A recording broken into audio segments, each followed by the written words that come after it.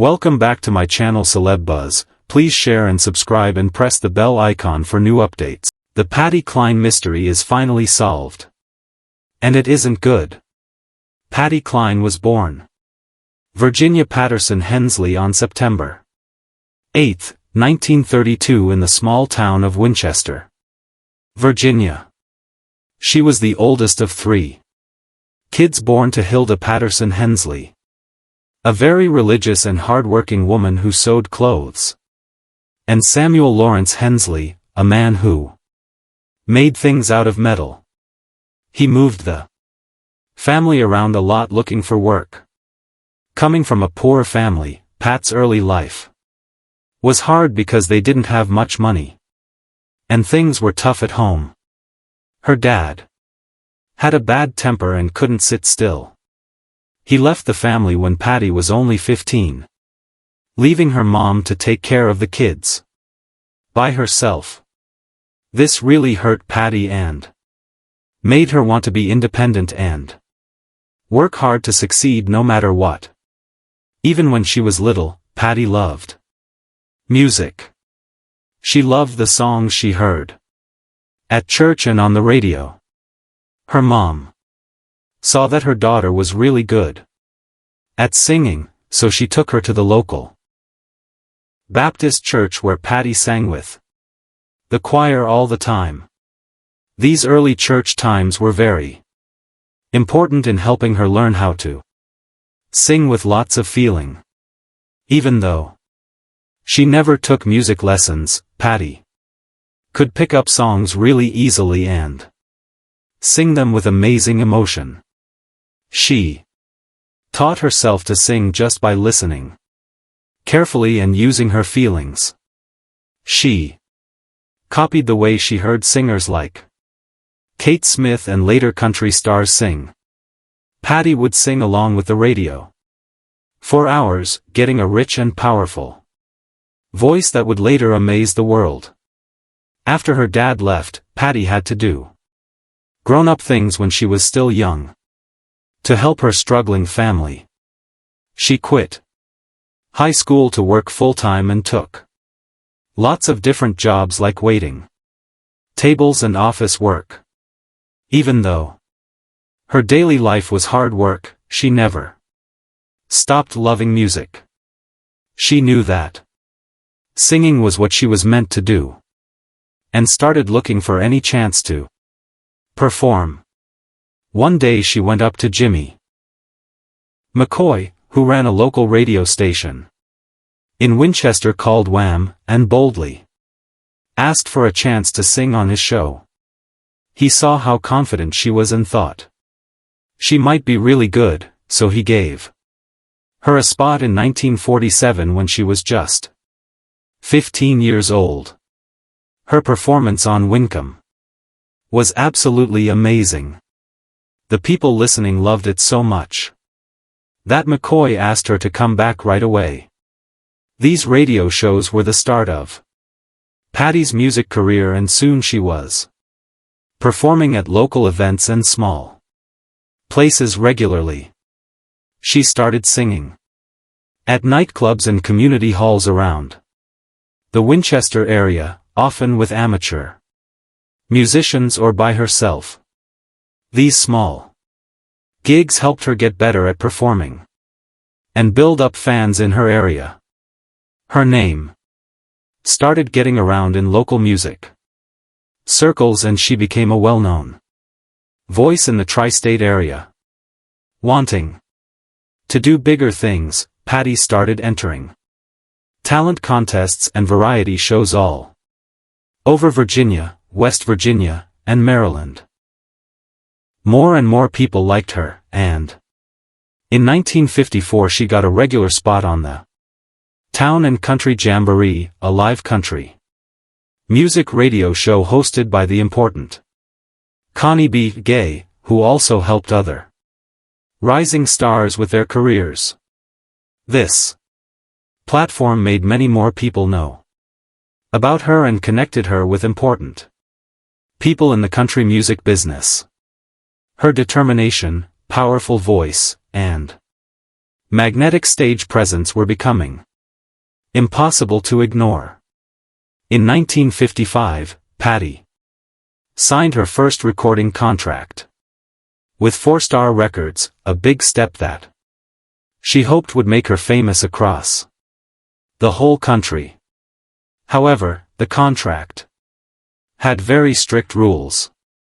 The deal made her only record songs written by 4-Star's staff writers, many of whom weren't very good at writing songs that fit Patty's style. This limit made it hard for her to express herself artistically and made it difficult for her to find songs that really worked with her powerful, emotional voice. Even though she tried hard to adapt, her early recordings didn't get much attention. Determined to break through, Patty tried different styles during this time, trying honky-tonk and even adding parts of the new rockabilly sound. She also went on television, appearing on programs like The Grand Ole Opry, which was shown on TV across the whole country on ABC.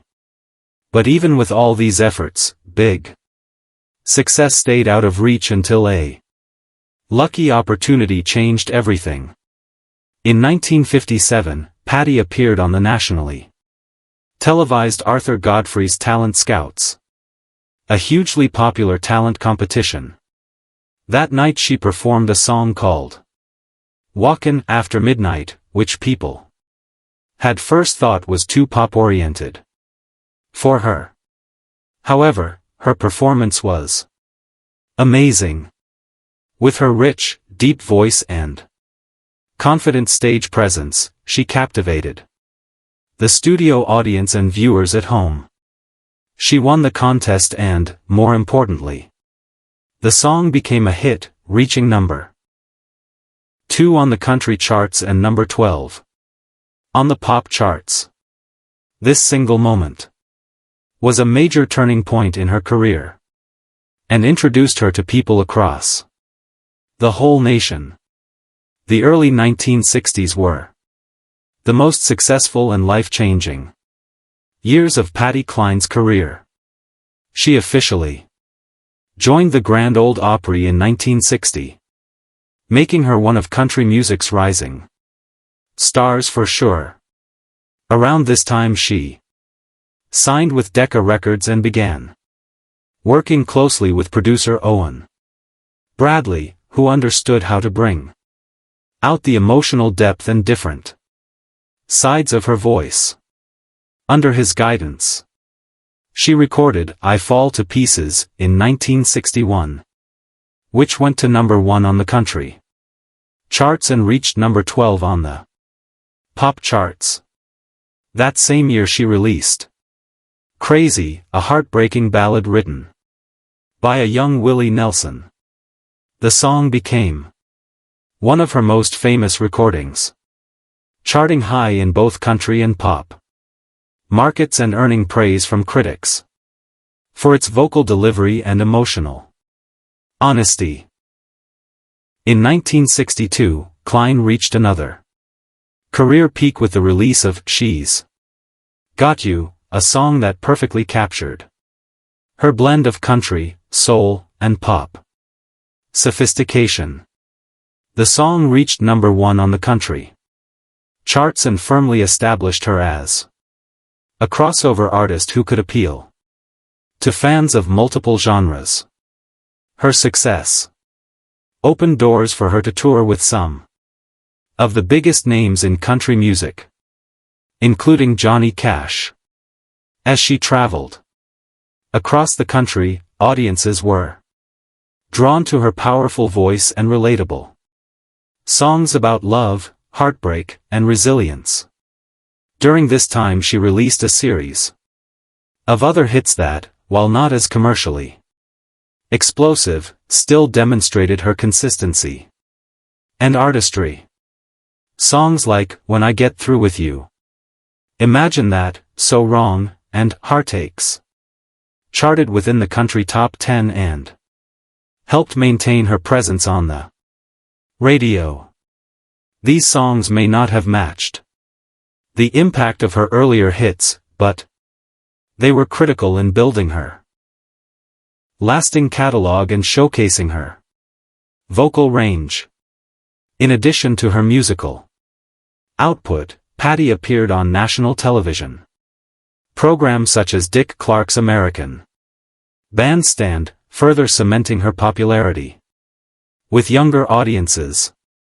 In 1962 she released her third studio album, Sentimentally Yours, which featured a mixture of standards and original material and was well received by both critics and fans. Ever the perfectionist, she was deeply involved in selecting and shaping the songs for her albums.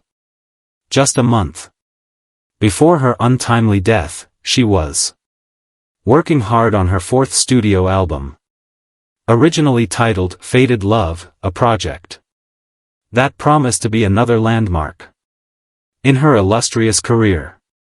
Patsy Cline was married twice during her relatively short life, and both relationships played significant roles in shaping her personal and professional experiences. Her first marriage was to Gerald Cline, which took place on March 7, 1953. Gerald came from a family that owned a contracting and excavating company based in Frederick, Maryland, indicating that he came from a working-class background with ties to the construction and earth-moving industry. This business foundation gave Gerald a somewhat practical, down-to-earth family environment, though he himself was known to have a more flashy personality.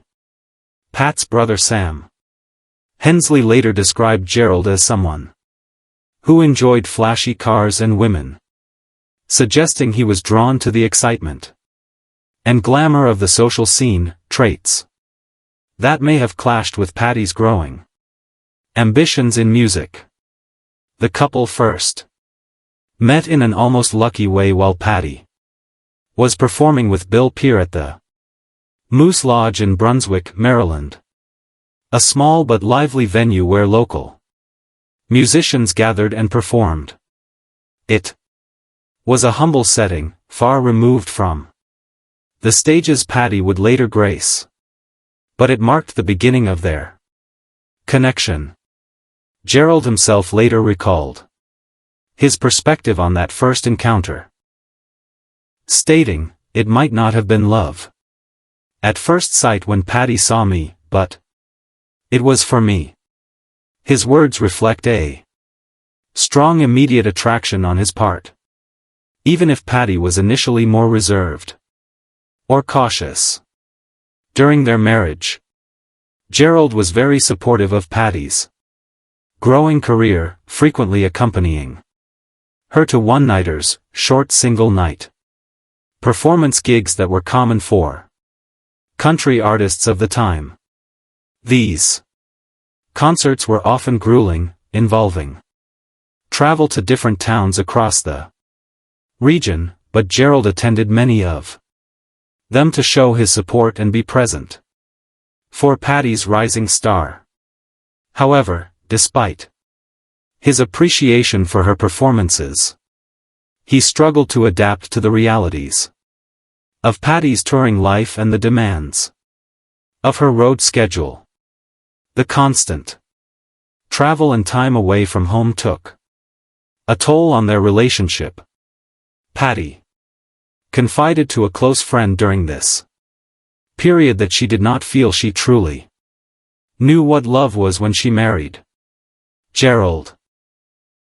This honest admission highlights the emotional complexities she faced, caught between her career goals and her personal life, uncertain about the nature and depth of their connection. By the end of 1956, the strains had become too great, and Patty and Gerald began living separately. Their marriage officially ended in divorce in 1957, marking the close of this chapter in Patty's life. The split was not only a personal turning point but also coincided with her increasing focus on establishing herself in the country music industry. Shortly thereafter, Patty entered into her second marriage, this time to Charlie Dick on September 15, 1957. Charlie was a man of a very different background and personality. They met the previous year in 1956 while Patty was performing with a local Virginia band. Charlie worked as a linotype operator for a local newspaper, the Winchester Star, a role that reflected a steady blue-collar job centered on the print industry, a world quite different from the glitz and unpredictability of the music business. Their meeting was a charming, somewhat playful encounter. Charlie had asked Patty to dance, and she humorously replied, "I can't dance while I'm working, okay." This quick-witted response showed Patty's focus and dedication to her craft even in casual moments. Over time, Charlie and Patty started spending more time together, and she confided in close friends about their blossoming relationship. To those who knew her, it was clear that Charlie had stirred something genuine in Patty's heart. In 1956 she told the well-known Grand Ole Opry pianist Del Wood, "Huss, I got some news. I met a boy my own age who's a hurricane in pants. Del, I'm in love. And it's for real this time." This statement reflected Pat's optimism and excitement about a relationship that felt authentic and powerful in contrast to her first marriage. Together, Patty and Charlie had 2 children, Julie and Randy, adding another layer of responsibility and joy to Patty's life. However, their marriage was far from simple or easy. Their relationship was often described as stormy, marked by strong emotions including passionate love but also conflict. Authors and music historians Robert Orman and Mary Buffwack described their marriage as fueled by alcohol, argument, passion, jealousy, success, tears, and laughter, capturing the intense highs and lows that characterized their life together. Patty's rising fame, the pressures of the music industry, and the challenges of balancing family life with her career contributed to the volatile nature of their marriage. Yet through all the difficulties, their bond endured, and Charlie remained a significant figure in Patty's life until her tragic death.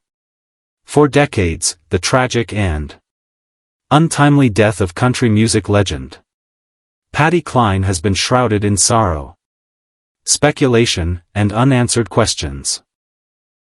On March 5, 1963, the world lost one of its most beloved and promising voices when Cline, along with fellow performers Cowboy Copas, Hawkshaw Hawkins, and pilot Randy Hughes, perished in a small plane crash en route from Kansas City to Nashville. The incident, while initially chalked up to bad weather and pilot error, has remained the subject of persistent mystery and theories. But recently uncovered details, once buried in official documents and eyewitness accounts, have shed new light on the circumstances surrounding the crash.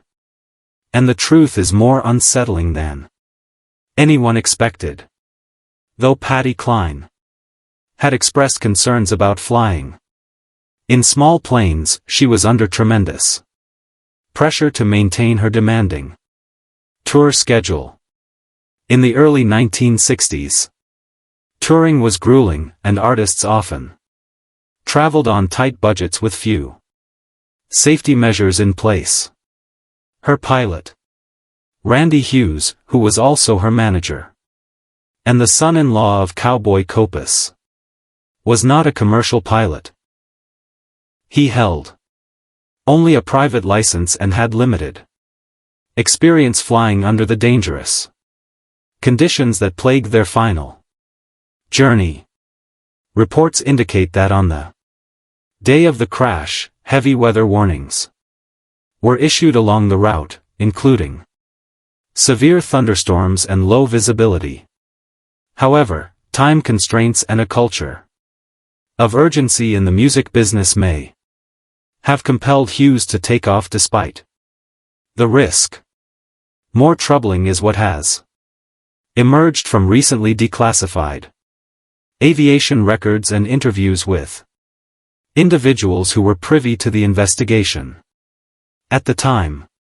Some now believe that mechanical failure, particularly involving the altimeter, may have played a larger role than was publicly admitted.